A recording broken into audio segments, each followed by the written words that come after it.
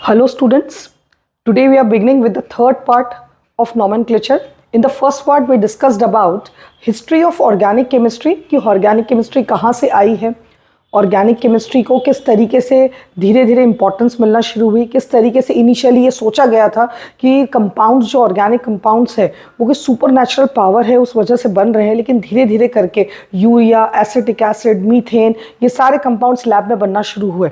इन सब कंपाउंड्स में एक खास बात थी कार्बन एंड हाइड्रोजन, जो हमने सेकेंड लेक्चर में डिस्कस किया कि वाई इज इट कि कार्बन के ही इतने सारे ऑर्गेनिक कंपाउंड्स हैं और कोई एटम क्यों नहीं। तो हमने कार्बन की वो खास प्रॉपर्टीज पर डिस्कशन किया था, like catenation which is tendency of self linkage, formation of multiple bond, showing different structures, small size of carbon atom, ये सारी कुछ खास बात थी कार्बन की, जिस कारण से कार्बन के इतने सारे कंपाउंड्स बने। अब बहुत सारे कंपाउंड्स बन भी गए, बहुत सारे कंपाउंड्स हमारे सामने आ भी गए। अब ज़रूरत पड़ती है कि उनको रिप्रेजेंट कैसे करें, how do be represent organic compound. तो ऑर्गेनिक कंपाउंड रिप्रेजेंट करने के लिए बहुत सारे तरीके सामने आए, बहुत सारे लोगों ने बहुत कॉन्ट्रीब्यूशन किया how to represent an organic compound. सबसे पहला तरीका जिसमें आया था लुईस डॉट स्ट्रक्चर, और लुईस डॉट स्ट्रक्चर के बारे में कहा जाता है, आप भी बहुत अच्छे से जानते हैं क्या तरीका है, कुछ खास काम का नहीं है, ऑफ नो यूटिलिटी। ठीक है, इस तरीके से कोई बहुत ज्यादा हम कंपाउंड्स को रिप्रेजेंट नहीं कर सकते because we have variety and variety of compounds. फिर आए हम मॉलिक्यूलर फॉर्मूला पे, ये डेवलप हुआ। मॉलिक्यूलर फॉर्मूला में एक ड्रॉबैक ये था कि by just telling the number of carbon and hydrogen it is very difficult to determine the structure. In other words, अगर कोई आपसे कह दे कि किसी ऑर्गेनिक कंपाउंड में 6 कार्बन है और 12 हाइड्रोजन है, आपके लिए बहुत डिफिकल्ट होगा ये बताना कि ये कौन सा पॉसिबल स्ट्रक्चर हो सकता है, because since organic compound show isomerism, तो ये मॉलिक्यूलर फॉर्मूले वाला तरीका भी क्या हो गया, हमारे लिए एक तरीके से फेल हो गया। सो जनरली नॉट यूज्ड, इस तरीके को हम यूज नहीं करते हैं। The reason behind that is कि ये कंपाउंड्स क्या शो करते हैं, आइसोमरिज्म। एक ही मॉलिक्यूलर फॉर्मूले से बहुत सारे अलग अलग स्ट्रक्चर्स बन सकते हैं, इसीलिए ये तरीका भी काम नहीं करा।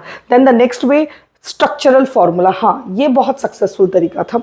स्ट्रक्चरल फॉर्मूला दो तरीके से देखा गया, एक था एक्सपांडेड फॉर्म। एक्सपांडेड फॉर्म का मतलब ये होता है कि ऑल पॉसिबल बॉन्ड्स, जितनी भी आप कंपाउंड में बॉन्ड्स हैं, आप सबको शो कीजिए। जैसे फॉर एग्जांपल इस स्ट्रक्चर को हम देखें, इसमें जितनी भी कार्बन हाइड्रोजन के स्ट्रक्चर्स थे, जितनी भी कार्बन हाइड्रोजन की बॉन्ड्स थी, उनको सबको पूरी तरीके से स्पेसिफाई किया इस तरीके से।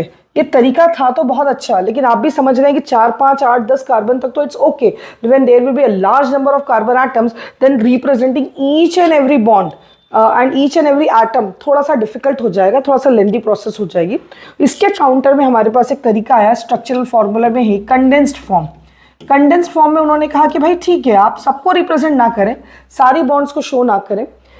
किसी कार्बन पर अगर जैसे ये हाइड्रोजन हम देख रहे हैं, फर्स्ट कार्बन पर 3 हाइड्रोजन है, ठीक है, तो उनका ये कहना है कि 3 हाइड्रोजन शो करने की जगह आप उसको सिंपली लिख सकते हैं CH3। CH3 का मतलब ही हो गया कि उस कार्बन पर कितने हाइड्रोजन है, 3। फिर एक बॉन्ड लाइन शो करें, फिर नेक्स्ट कार्बन पर आप जाएंगे तो CH, फिर एक बॉन्ड लाइन से आप क्या शो कर सकते हैं, CH3। फिर एक बॉन्ड लाइन से आप क्या शो कर सकते हैं, CH2, देन CH3। इसमें आप देखें, इसमें ऐसा भी नहीं है कि बॉन्ड्स नहीं शो किए, बट उन्होंने क्या किया कि सम बॉन्ड्स आर ओमिटेड, जिनकी जरूरत नहीं है उनको शो नहीं किया। Some bonds are omitted and similar groups are represented by subscript. इसका मतलब क्या हुआ, सिंपल सी बात है, जब किसी भी कार्बन पर 3 हाइड्रोजन लगे हैं तो 3 हाइड्रोजन को इंडिविजुअली शो करने की जगह उन्होंने CH और H के आगे क्या लिख दिया, 3। इट रिप्रेजेंट्स दैट कि इस कार्बन पे जो हाइड्रोजन है वो ऐसे ही हाइड्रोजन कितने मौजूद हैं, 3। तो ये एक बहुत अच्छा तरीका हो गया, कंडेंस्ड फॉर्म कंपैरेटिवली इजी हो गया। तो मोस्टली हम लोग कंडेंस्ड फॉर्म यूज करते ही हैं, लेकिन यहां पर ही जर्नी रिप्रेजेंटिंग ऑर्गेनिक कंपाउंड्स की खत्म नहीं होती है, और सिंपल तरीके आए सामने। और जो सबसे अगला सिंपल तरीका है that is bond line notation. Bond line notation is again a very simple way to represent organic compounds because no carbon and hydrogen is shown. ये वो तरीका है जिसमें आपको कार्बन और हाइड्रोजन को लिखना ही नहीं पड़ेगा, बिना कार्बन और हाइड्रोजन को रिप्रेजेंट करे आप ऑर्गेनिक कंपाउंड बना सकते हैं। जैसे सपोज कीजिए आपको स्ट्रक्चर बनाना है CH3 सिंगल बॉन्ड CH3, अब सिंपली लिख दे इसको।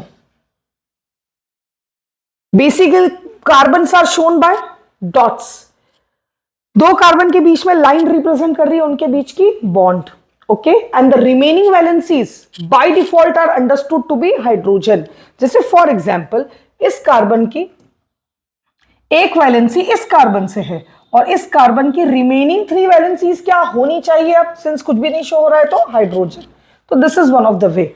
अगर नंबर ऑफ कार्बन एटम ज्यादा है then they say that represent in zigzag manner like this. अब बीच वाले कार्बन को आप देखेंगे उसकी 2 बॉन्ड्स तो इन कार्बन के साथ है, बची 2 क्या होगी बाय डिफॉल्ट हाइड्रोजन। अगर नंबर ऑफ कार्बन एटम्स कुछ इस तरीके से अरेंज्ड है, स्ट्रक्चर ऐसा है हमारे पास, इसको आप कैसे शो करेंगे, 1 carbon 2 carbon 3 4 and this 5th carbon, this is the representation. ठीक है ये वाली बात। अब अगर हेटेरो आइटम आता है, सपोज कीजिए इस तरह का स्ट्रक्चर है where there is a hetero atom. Hetero atom मतलब atoms other than carbon and hydrogen, उनको हम क्या बोलते हैं बेटा, हेटेरो आइटम। तो यहां पर एक ऑक्सीजन यूज किया हमने, इसको हमको रिप्रेजेंट करना है लाइक दिस। हेटेरो आइटम को आपको रिप्रेजेंट करना पड़ेगा, उसको आप कहीं स्किप नहीं कर सकते, उसको कहीं मिस नहीं कर सकते। फॉर एग्जाम्पल इस तरीके से हमारे पास कोई स्ट्रक्चर है तो उसको आप कैसे ड्रॉ करेंगे, 2 carbon 3 carbon, then this carbon is attached by NH, then CH, then here it comes dot. तो 1 2 3 4 1 2 3 4 and this position is here. अगर कार्बन होता तो हम डॉट ड्रॉ कर देते, पर हेटेरो आइटम है तो हमने क्या ड्रॉ किया बेटा, N, जो यहां पर दिख रहा है हमको। ठीक है ये वाली बात। नाउ अगर साइक्लिक कंपाउंड्स हो then represented by proper polygon. जैसे फॉर एग्जांपल 3 कार्बन का अगर आपके पास एक साइक्लिक ग्रुप है तो 3 कार्बन से पॉलीगॉन क्या बनता है बेटा आपके पास, 3 कार्बन का पॉलीगॉन एक triangle, this is the 3 carbon polygon. ठीक है। अगर आपके पास मान लीजिए 4 कार्बन या 5 कार्बन का स्ट्रक्चर है, CH2 CH2 CH2 CH2, ठीक है, CH2 एंड लाइक दिस, ये 5 कार्बन का स्ट्रक्चर है। और सपोज कर लीजिए एक हाइड्रोजन की जगह आपने क्या लगा दिया, इधर कोई दूसरा ग्रुप, आपने मान लीजिए OH ले लिया।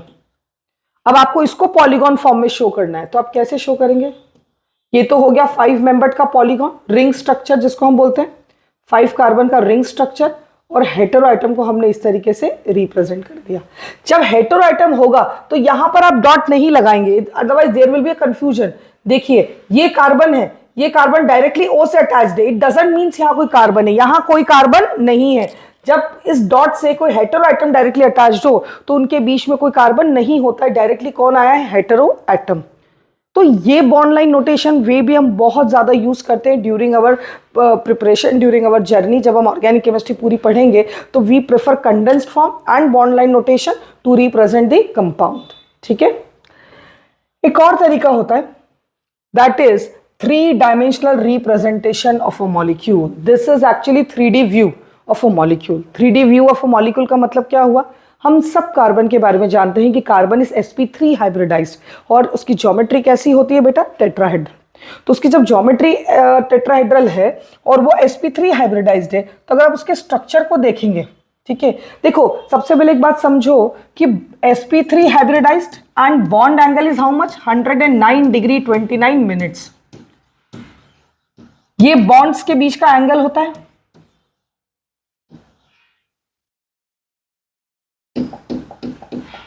(109 डिग्री 28 मिनट्स, ये बॉन्ड्स के बीच का एंगल होता है। अब देखिए इस एंगल को कभी हमें रिप्रेजेंट करना है, इमेजिन करें कार्बन है, उसकी एक बॉन्ड अगर ऐसी है तो दूसरी बॉन्ड उसकी जो भी होगी वो लगभग 109 डिग्री 28 मिनट पर होगी।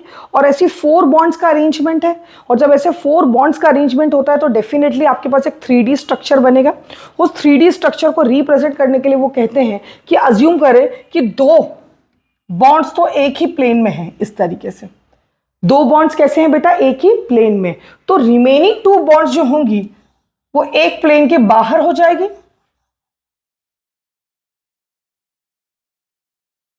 जिसको हम क्या बोलते हैं, solid wedge. This is solid wedge. और जो दूसरी है वो प्लेन के पीछे हो जाएगी, जिसको हम रिप्रेजेंट करते हैं डैश्ड लाइन से। इसका क्या मतलब है समझे। अगर मान लीजिए ये कार्बन है, कार्बन की दो बॉन्ड तो आपने इसी प्लेन में अज्यूम कर लिए, इसी प्लेन में, बची दो वैलेंसी एक प्लेन के बाहर और एक प्लेन के पीछे, इस तरीके से जाती है, एक प्लेन में बाहर की तरफ और एक प्लेन में पीछे की तरफ। तो जो प्लेन में बाहर की तरफ होती है उसको हम बोलते हैं solid wedge. Solid wedge represents valency towards the observer. आप ऑब्जर्वर है, आप देख रहे हैं, तो ये जो वैलेंसी है कैसी है बेटा, टूवर्ड्स द ऑब्जर्वर। मतलब ये इस तरीके से है, अगर कार्बन के रिस्पेक्ट में, तो आप देख रहे हैं इसलिए आपकी तरफ है, प्लेन से बाहर निकलती, प्लेन ऐसा है, ये वैलेंसी टुवर्ड्स द ऑब्जर्वर। और जो डैश्ड लाइंस है, dash that is away from the observer, plane के पीछे, behind the plane, away from the observer. तो this dashed lines represents valency away from the observer। ये कौन सी वैलेंसी है बेटा, जो आप अगर बोर्ड को एक प्लेन मानते हैं तो ये वैलेंसी सॉलिड वेज प्लेन के बाहर है और डैश्ड लाइन प्लेन के पीछे है, away from the viewer, dashed line plane के इस तरीके से पीछे है। और ये दोनों valency, these are what, single lines, these are valencies in the plane. ये वो वैलेंसी है जो किसमें है बेटा, प्लेन में। These are valencies in the plane. तो ये दोनों वैलेंसी प्लेन के अंदर है, ये प्लेन के पीछे और ये प्लेन के बाहर। This is 3D structure. Actually एक sp3 हाइब्रिडाइज्ड कार्बन की जो चारों बॉन्ड्स होती है उसको रिप्रेजेंट कर रहा है ये 3D structure. So these are the ways to represent organic compound, जिसमें सबसे ज्यादा कॉमन जो हम यूज करते हैं, most common is bond line notation and condensed structural form. Remaining form हमें सब्जेक्ट को समझने में हेल्प करेगा, 3D इमेजिन करने में हेल्प करेगा। That is the 3 dimensional form of the carbon compound. Okay.